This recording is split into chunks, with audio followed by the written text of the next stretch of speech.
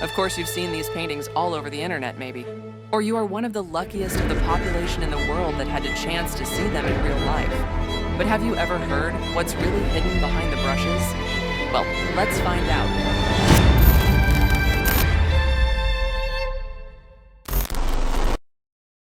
Vincent van Gogh's The Starry Night is one of the most famous paintings in history, but its creation was far from ordinary.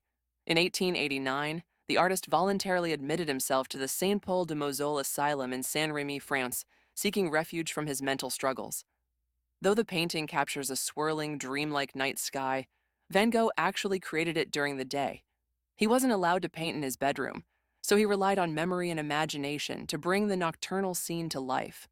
The view from his window, rolling hills, a cypress tree, and a quiet village, became the foundation for this masterpiece. More than just an observation of nature, The Starry Night is a window into Van Gogh's mind. Few paintings capture raw emotion like Edvard Munch's The Scream. Painted in 1893, it was inspired by a real-life moment of anxiety. Munch was walking with friends at sunset when the sky turned an intense blood red. Overwhelmed by unease, he felt what he described as a great scream passing through nature. This sensation became the heart of his iconic work. Contrary to popular belief, the figure in the painting isn't screaming. It's covering its ears to block out the eerie, all-encompassing sound. The swirling sky and distorted landscape reflect Munch's inner turmoil, making the painting as much about emotion as it is about observation. Munch created 4 versions of the scream, and one of them holds a secret, a faint pencil inscription reading, "Could only have been painted by a madman."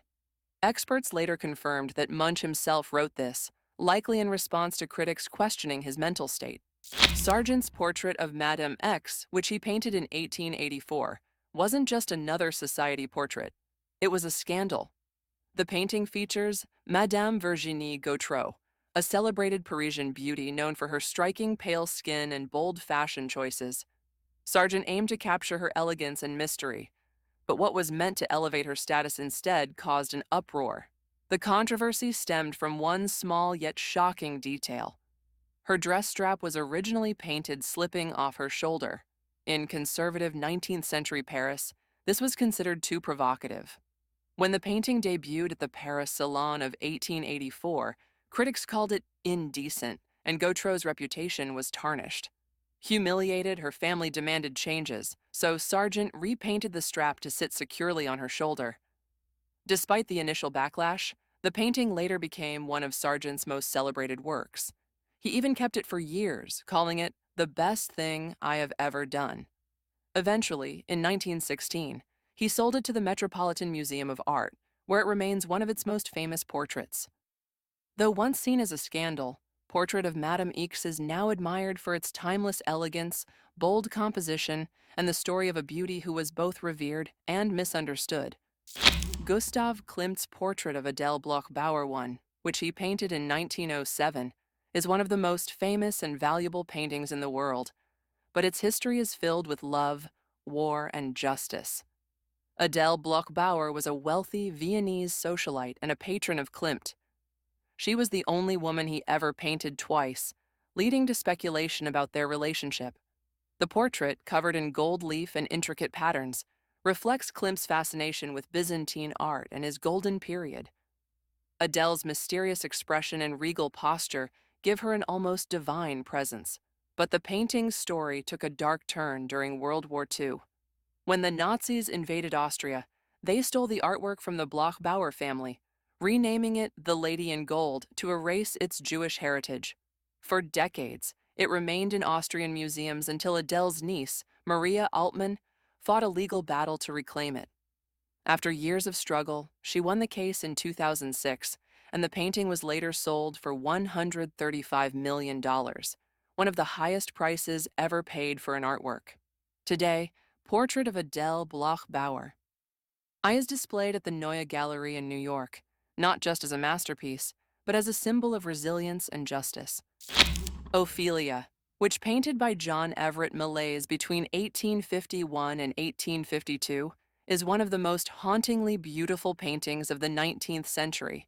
Inspired by Shakespeare's Hamlet, it depicts the tragic moment when Ophelia, heartbroken and mad, drowns in a river. But behind its dreamlike beauty lies a story of obsession, suffering, and artistic perfection.